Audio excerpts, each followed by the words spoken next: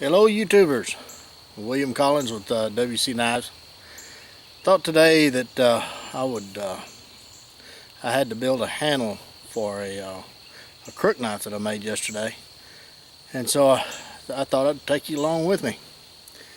As most of you probably know what a crook knife is, but for those who don't, this is a crook knife, not to be confused with a spoon knife. It's chisel grind, which means that it only has one bevel. It's just on one side all the way to sharp, if you will. And it doesn't get its name from this, contrary to what you've heard. I'll show you what it gets its name from in a little bit. Now the tools we're going to use, I made this out of a file, by the way. Yesterday heat treated it, finished it up yesterday. So we're going to make a handle. And what we're going to use, move the camera down. Now these knives we're going to use a piece of red oak. It's all dried and seasoned. It fell. I didn't cut it from a tree, a living tree. It had already fell out and landed up on the ground. But you want something that's not straight. You want it to where it's got a little crook in it. That's where it gets its name from, crook knife. You'll be able to see that here in a little bit. I'm going to use my bushcraft knife, WC Knives.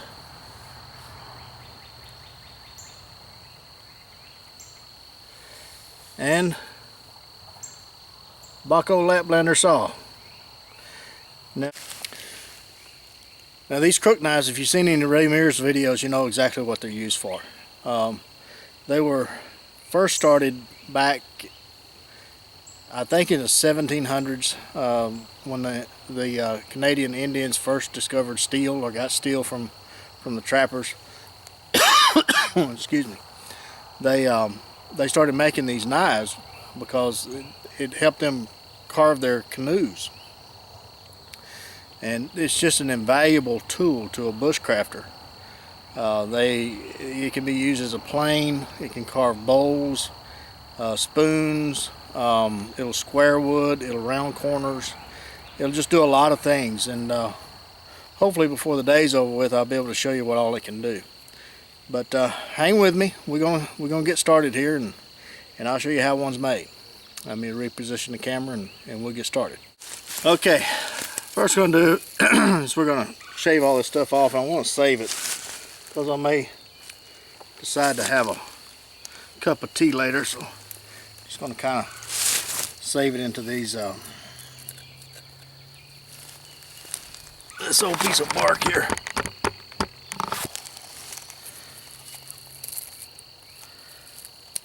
All this lichen stuff, it'd be good to catch a spark. It's been raining for past couple of days, so it may be a little damp, but maybe it'll catch a spark enough to dry.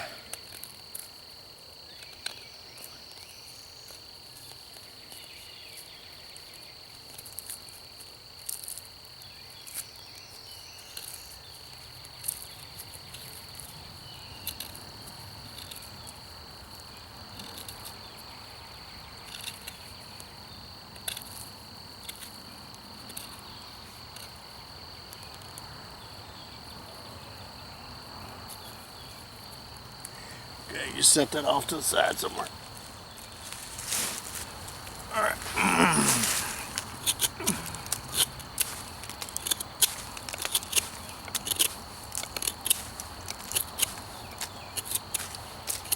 What we're going to do is just kind of get all the bark off of it.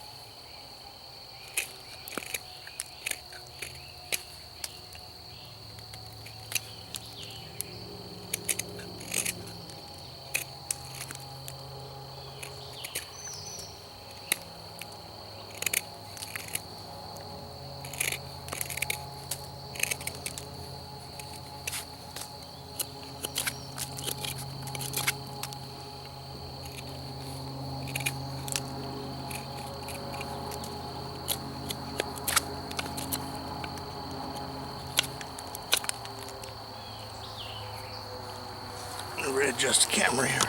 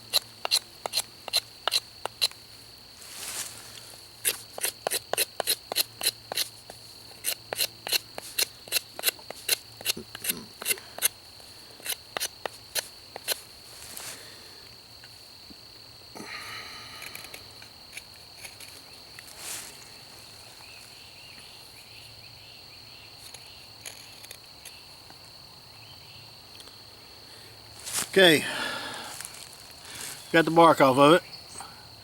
It's all cleaned up, fairly decent. Now what you want is that blade to sit at an angle.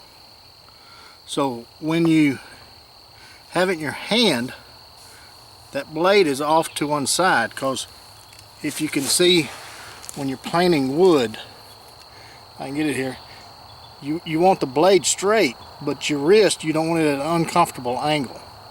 So if your wrist is straight, you want this portion here to be straight on the wood. So you have to have an angle. So when you use it as a draw knife, then it's more comfortable to use. Hope that shows up in the video.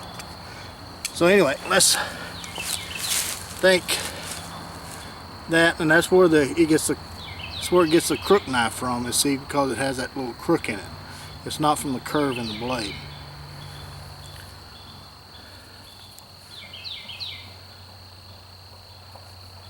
Let's get it comfortable.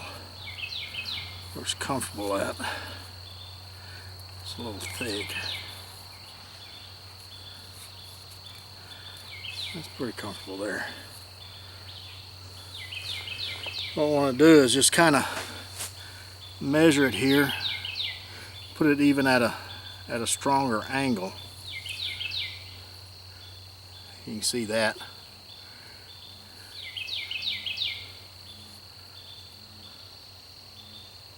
So what we'll do is we'll mark this with a knife.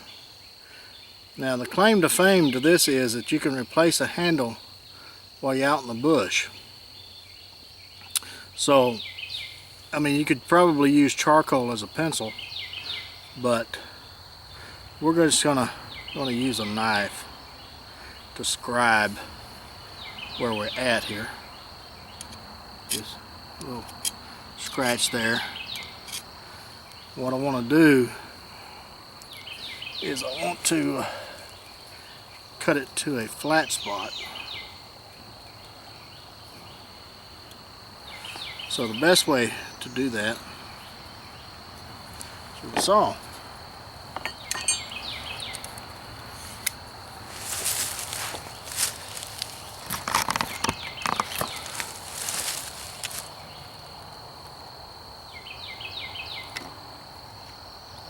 Make sure we're right here.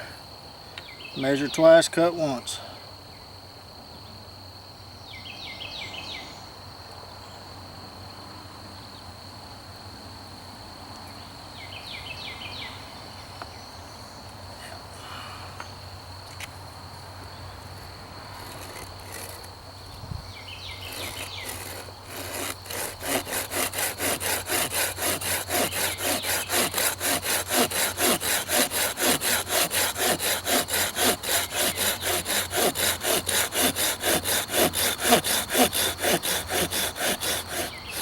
And we'll just saw about halfway through. You can see that.